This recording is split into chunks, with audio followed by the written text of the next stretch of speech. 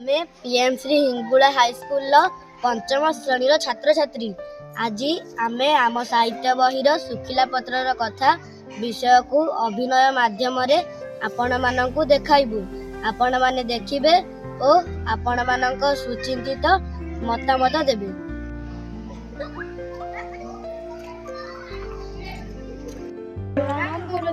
ଆମର ଏବେ ଗୁରୁକୁଳ ଶିକ୍ଷା ସମାପ୍ତ ହୋଇଲା।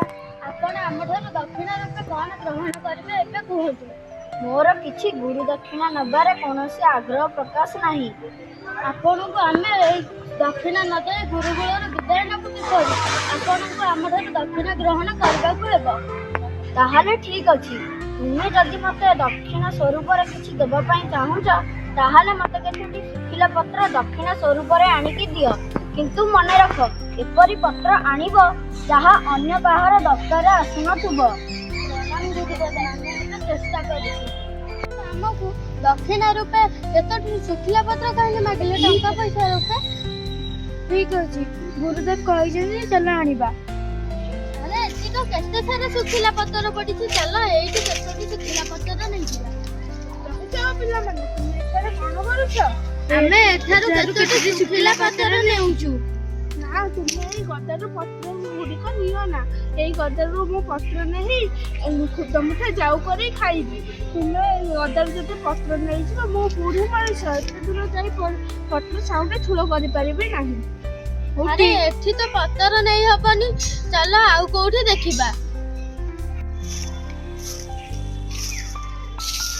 ଏଇଠାରେ ତ କେତେ ସାରା ପତ୍ର ପଡ଼ିଛି, ଚାଲ ଏଠାରୁ କିଛିଟା ନେଇଯିବା। ଝିଅମାନେ, ଏହି ପତ୍ର ଜମା ନିଅ ନା, କାରଣ ମୋ ବାପା ଚାଷୀ ଲୋକ। ଏହି ପତ୍ରକୁ ନେଇ ମୁଁ ଜାଳି କରି ପାଉଁଶ କରିଦେଲେ ଏହା ଭଲ ସାରରେ ପରିଣତ ହେବ। ଏହାକୁ ମୋ ବାପା ଫସଲରେ ନେଇ ପକାଇଲେ ଏହା ଭଲ ଫସଲ ହେବ।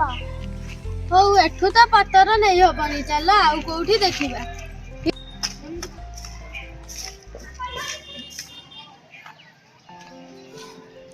ମଉସା, ତୁମେ ଏ ପତ୍ର ନେଇକି କ'ଣ କରିବ? ଆରେ ଝିଅ, ତୁମେ ଏହି ପତ୍ରର ଗୁଣ ଜାଣିନା। ଏହି ପତ୍ରକୁ ଗୁଣ୍ଡ କରି ପାଣିରେ ଫୁଟାଇ ପିଇଲେ ସବୁ ପ୍ରକାର ଜ୍ୱର ଭଲ ହୋଇଯିବ। ଏହା ହେଉଛି ପୁରୁଣା ଅବ୍ୟର୍ଥ ଔଷଧ।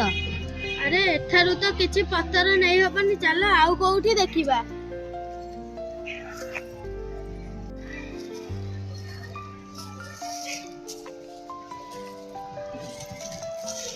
ଆରେ ଝିଅ, ଏ ପତ୍ର ନେଇ କ'ଣ କରିବ?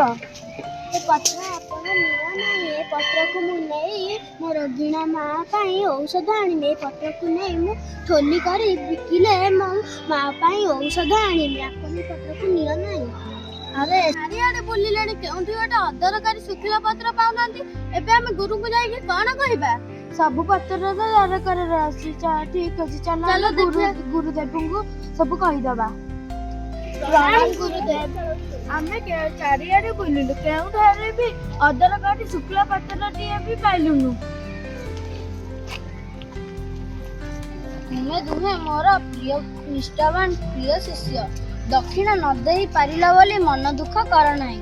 ତୁମେ ଏବେ ଜାଣିଲ, ଭଗବାନଙ୍କ ସୃଷ୍ଟିରେ ସାମାନ୍ୟ ଶୁଖିଲା ପତ୍ରଟିଏ ମଧ୍ୟ କେତେ କାହାର ଦରକାର ଆସୁଛି, କେତେ କାହାର ଜୀବମାନଙ୍କ ଉପକାରରେ ଆସୁଛି। ତୁମେ ମଣିଷ ଜନ୍ମ ପାଇଛ, ତୁମେ ସୃଷ୍ଟିର ମଙ୍ଗଳ ପାଇଁ କାର୍ଯ୍ୟ କରିଯାଅ। ତୁମେ ସୃଷ୍ଟି ପାଇଁ ଯେଉଁ ମଙ୍ଗଳ କାର୍ଯ୍ୟ କରିଯିବ, ତାହା ହିଁ ମୋର ପ୍ରକୃତ ଗୁରୁ ଦକ୍ଷିଣା ହେବ। ପ୍ରଣାମ ଗୁରୁଦେବ। ଆମେ ଏହି ବିଷୟରୁ ଶିଖିଲେ ଯେ ସାମାନ୍ୟ ଶୁଖିଲା ପତ୍ରଟିଏ ମଧ୍ୟ କେତେ କାହାର ଉପକାରରେ ଆସୁଛି। ତେବେ ବିଶ୍ୱର ପ୍ରତ୍ୟେକ ଜିନିଷକୁ ଆମେ କେବେ ଛୋଟ ବୋଲି ଭାବିବା ନାହିଁ କିମ୍ବା ତାର ହାନି ବୋଲି ଭାବିବା ନାହିଁ। ଆମେ ସବୁ ଜିନିଷକୁ ଗୁରୁତ୍ୱ ଦେବା ଏବଂ ସବୁ ଜିନିଷର ମୂଲ୍ୟ ବୁଝିବା।